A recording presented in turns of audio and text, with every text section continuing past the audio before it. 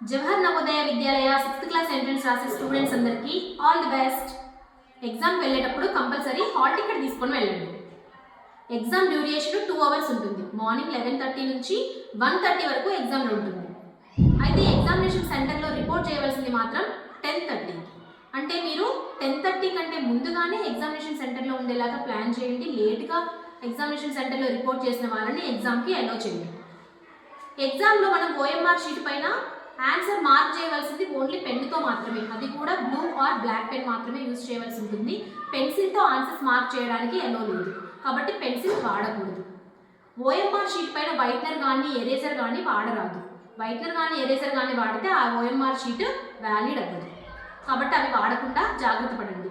వీటితో పాటుగా ఎగ్జామినేషన్ సెంటర్కి ఎటువంటి ఎలక్ట్రానిక్ డివైసెస్ తీసుకెళ్ళడానికి వీలు లేదు. అంటే సెల్ ఫోన్స్ కానీ, క్యాలిక్యులేటర్స్ కానీ, స్మార్ట్ వాచెస్ కానీ ఎగ్జామినేషన్ హాల్లోకి అలౌ ఉండదు, కాబట్టి అవి తీసుకెళ్లకుండా జాగ్రత్త పడండి.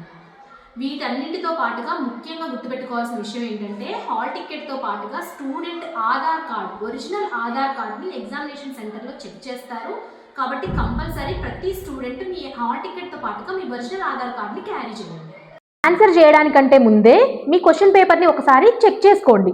1 to 80 క్వశ్చన్స్ ఆర్డర్లో వచ్చాయా లేదా, ఏమైనా క్వశ్చన్స్ మిస్ అయ్యాయా అని ఒకసారి చెక్ చేయండి.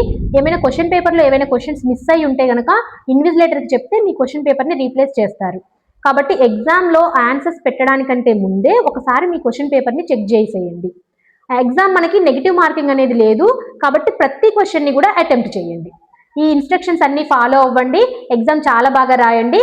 All the best.